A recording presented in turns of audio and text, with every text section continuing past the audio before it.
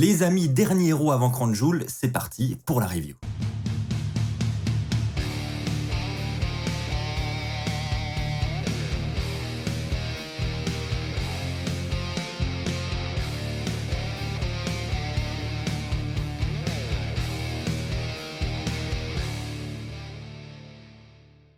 Bonjour à toutes et à tous les amis, c'est Axel de la chaîne YouTube WWE Fan France. On se retrouve comme chaque semaine pour les résultats et la review de Raw. Alors je tiens déjà à m'excuser pour samedi dernier, il n'y a pas eu de review de SmackDown. J'étais malade, c'est pas encore la grande forme, je vous l'avoue, mais je tenais quand même à faire cette review de Raw parce que c'est le dernier Raw avant Crown Jewel. Il va se passer beaucoup de choses, notamment autour du King of the Ring, du Queen of the Ring, donc je tenais à en parler avec vous, donc c'est parti, on ne perd pas plus de temps, on commence avec le premier point. Et bien justement, pour commencer, nous allons parler du King of the Ring avec un match entre Xavier Woods et Jinder Mahal, et puis vous le savez, j'en parle avec vous depuis maintenant plusieurs semaines, j'étais persuadé que Jinder Mahal allait aller jusqu'en finale et allait remporter ce King of the Ring. Et bien au final, belle surprise pour ma part à Raw cette semaine, puisque Jinder Mahal a perdu en demi-finale. C'est Xavier Woods qui s'est qualifié pour la finale. On aura donc une finale entre Xavier Woods et Finn Balor. Honnêtement, je suis hyper surpris par cette finale de tournoi. Je m'attendais vraiment à avoir un heel dans cette finale. Et je pense que Jinder Mahal aurait été le heel parfait. Mais franchement, là, ils m'ont vraiment surpris. N'hésitez pas les amis à me dire dans les commentaires si vous aussi vous avez été surpris par ces résultats. En attendant, on a eu un beau match, une belle qualification de Xavier Woods. Et honnêtement, je suis très content de voir Xavier Woods en finale de ce tournoi. Ça me fait vraiment plaisir pour lui. Donc là, pour moi, c'était vraiment un point positif de cet épisode de Raw. C'est la qualification de Xavier Woods. Parlons maintenant de Austin Theory qui est en coulisses pour une petite interview. Et l'interview va être interrompue par Reggie qui va passer devant, poursuivi évidemment par Akira Tozawa, par R-Truth, par voilà, tout ce petit monde de la division 24/7. Et ça va un petit peu énerver Austin Theory. Donc il va arrêter R-Truth et lui dit « Oh, là, qu'est-ce que tu fais là Tu te crois où? Tu te crois chez ta mère ?» Et ben, R-Truth, ça lui a pas trop plu. Hein. Il lui a dit, écoute, qu'est-ce que tu fais là? Tu me défies pour un match? Tu veux qu'on se batte dans le ring ce soir? Et Austin Theory dit, ouais, ok, on va faire comme ça. Et R-Truth dit, ok, bah j'accepte ton challenge à condition que ta mère te laisse te coucher tard ce soir. Donc bon, il se moque un petit peu d'Austin Theory. Et plus tard dans la soirée, juste après, en fait, on va arriver à ce combat.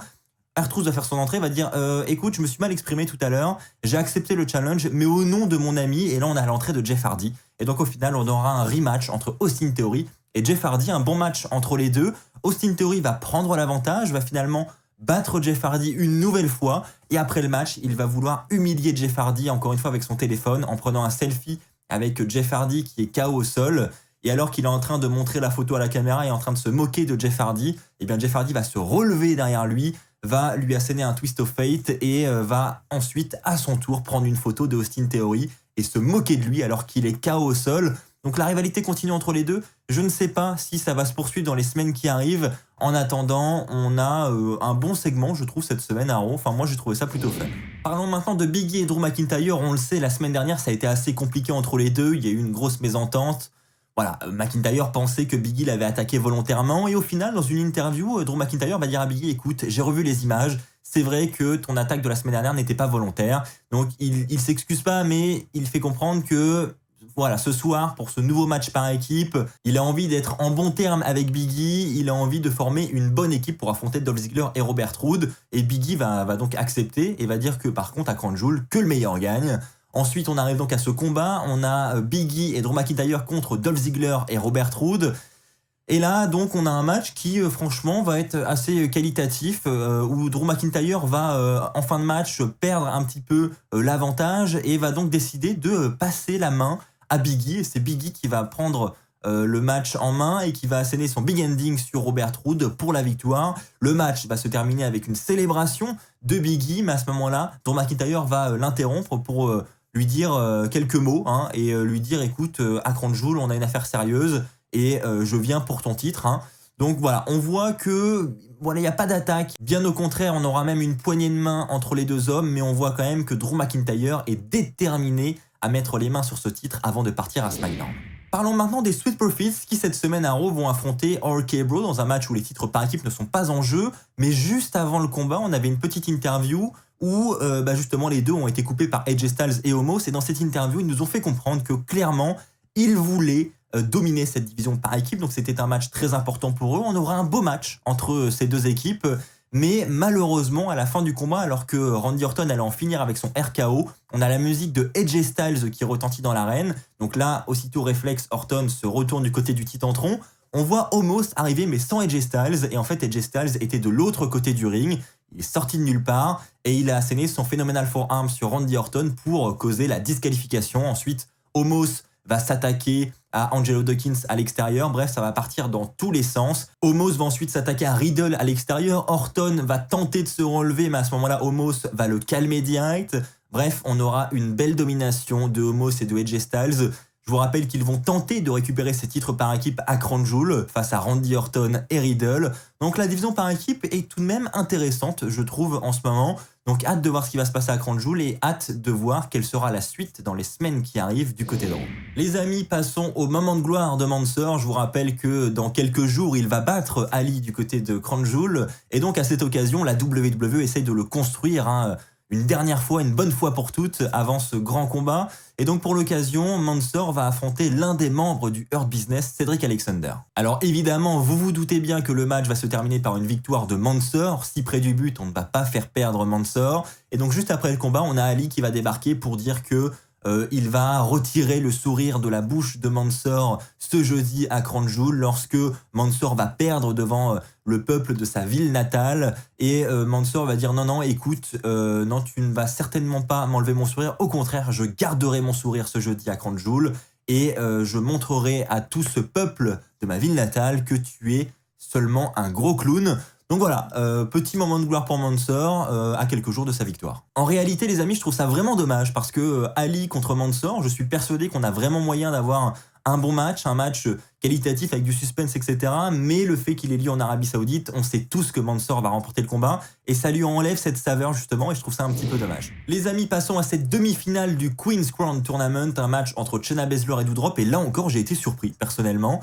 On a une victoire de Doudrop, alors bon... Elle n'a pas été vraiment mise en avant durant le combat parce qu'on a une grosse domination et même limite un squash de Shayna Baszler. Mais alors qu'elle était coincée dans la prise de soumission de Shayna Baszler à la fin du combat, eh bien Doudrop va se renverser en arrière pour justement river les épaules de Shayna Baszler qui était en train de l'étouffer. River les épaules de Shayna Baszler au sol pour le compte de 3 et donc... Doudrop qui surprend Shayna Baszler et qui se qualifie pour la finale alors que Zelina Vega était elle aux abords du ring, enfin aux abords de ce trône plutôt près du Titantron. Victoire de Doudrop vraiment surprenant, je trouve. Je m'attendais vraiment à voir Shayna Baszler en finale parce que elle domine ce tournoi depuis le début et puis même avant ce tournoi, elle dominait un petit peu la division féminine en terrassant tous ses adversaires. Donc là, j'étais un peu surpris. Après, je me dis c'est pas terminé. À mon avis, Shayna Baszler va jouer un rôle dans ce tournoi du côté de Crown Jewel. Je pense qu'elle fera le déplacement et qu'elle aura un rôle dans ce match. Alors, je ne sais pas lequel, mais je doute qu'elle laisse cette victoire passer comme ça, comme si de rien n'était. En tout cas, j'espère que la WWE va garder ce personnage de Shayna Baszler qui détruit tout sur son passage parce que jusqu'ici, c'était selon moi un sans faute. C'était vraiment sympa à regarder. Donc, j'espère vraiment pas qu'ils vont s'arrêter sur cette défaite. J'espère que ça va continuer. Et enfin les amis, avant de passer au flop de la soirée, je vais parler d'un match que je n'ai pas trop compris. Finn Balor qui fait donc son arrivée du côté de Raw pour affronter Mace dans un match 1 contre 1. Voilà, Mace qui va faire son entrée en mode voilà, je suis le grand méchant, etc. Je fais peur, alors que pas du tout. Enfin bref, le personnage de Mace, va falloir faire quelque chose à un moment donné parce que là c'est plus possible. Donc match où évidemment Mace va perdre face à Finn Balor. Je vous rappelle que Finn Balor fera partie de la finale du King of the Ring. Xavier Woods était là aussi du côté du trône pour surveiller de près ce match. Et donc après le combat, après la victoire de Finn Balor, on aura le droit à un face-à-face entre les deux. Et là honnêtement, Xavier Woods contre Finn Balor en finale du King of the Ring, je pense que ça peut être très très bon et c'est une très belle finale. Là par contre, c'est selon moi une très belle surprise. Ceci étant dit les amis, passons au flop de la soirée.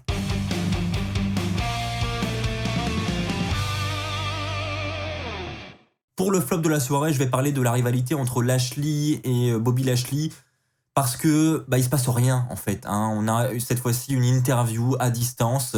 Enfin, ils ont appelé ça une no holds barred interview, donc je ne sais pas ce que c'est que ce type d'interview, une interview où tout est permis. Bon, pourquoi pas. Au final, c'était une interview comme les autres. Donc une interview où évidemment Lashley va une fois de plus s'en prendre à la famille de Goldberg, lui dire que du côté de Crown Jewel, sa famille ne sera pas là pour l'aider. Goldberg, lui, va dire qu'il n'a plus que 72 heures à attendre pour mettre les mains sur Lashley et terminer sa carrière. Enfin bref, on a vraiment, comme d'habitude en fait, une répétition des paroles et des speeches entre les deux catcheurs, donc ça commence à tourner en rond. J'aurais aimé en fait avoir, avant cet affrontement final, un face-à-face entre les deux, une attaque entre les deux, enfin voilà, qu'il se passe quelque chose dans cette rivalité. Au final, pour l'instant, on n'a que des mots et on devra attendre jeudi pour voir vraiment ce qui va se passer. En fait, j'ai trouvé ça un petit peu dommage parce que j'étais persuadé qu'il y avait vraiment moyen de construire quelque chose d'un minimum intéressant entre les deux et de monter un petit peu la hype pour cette rivalité, mais au final, rien du tout. On a simplement une pauvre interview en coulisses et j'ai trouvé ça assez décevant. Ceci étant dit, les amis, passons maintenant au top de la soirée.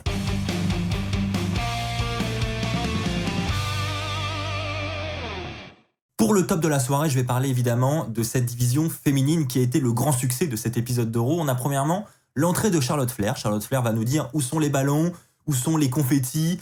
C'est ma dernière soirée à Raw et il n'y a rien de tout ça. Donc bref, Charlotte qui nous annonce qu'effectivement c'est sa dernière apparition à Raw. La semaine prochaine, elle sera à SmackDown. Mais voilà, Charlotte nous dit que ce soir, elle doit affronter une rookie, qu'elle trouve qu'elle est victime d'injustice, qu'il y a une conspiration contre elle, elle ne comprend pas pourquoi son titre est en jeu ce soir. On a ensuite Bianca Belair qui va arriver et qui va dire qu'elle mérite ce combat. Voilà, selon elle, elle le mérite très clairement. Elle va même dire à Charlotte que la semaine prochaine, lorsqu'elle reviendra à Raw, elle aura le titre de SmackDown dans une main et le titre de Raw dans l'autre. Donc en d'autres termes, Bianca Belair s'annonce favorite pour le match de ce soir dans le main event, et donc elle va demander à Charlotte ce qu'elle a à répondre à ça, et Charlotte, ça va un petit peu la vénérer, donc elle va vouloir attaquer Bianca Belair, mais à ce moment-là, Bianca Belair va prendre Charlotte sur ses épaules, elle va vouloir partir pour le KOD, mais Charlotte va réussir à contrer et à s'évader du ring, et donc on aura une célébration de Bianca Belair et une Charlotte Flair qui repart en coulisses un petit peu vénère. Nous arrivons ensuite à ce main event d'Euro entre Bianca Belair et Charlotte Flair, où le titre féminin d'Euro est en jeu.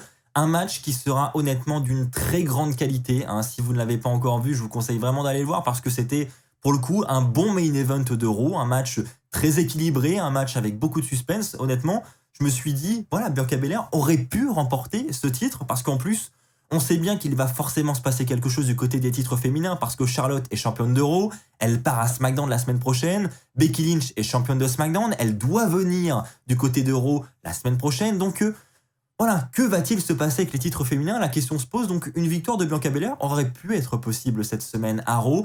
Alors ça n'a pas été le cas, on aura tout de même une victoire de Charlotte après un match très compliqué pour elle puisque elle va s'ouvrir la lèvre, mais ce n'est pas tout puisque elle aura une fin de match assez compliquée avec une belle domination de Bianca Belair. À plusieurs moments, j'ai cru que Bianca Belair allait river les épaules de Charlotte Flair et à la fin du combat, Charlotte en a eu marre, elle est allée sous le ring chercher une chaise, elle va attaquer Bianca Belair avec cette chaise, donc disqualification, victoire de Bianca Belair par disqualification, donc elle ne remporte pas le titre.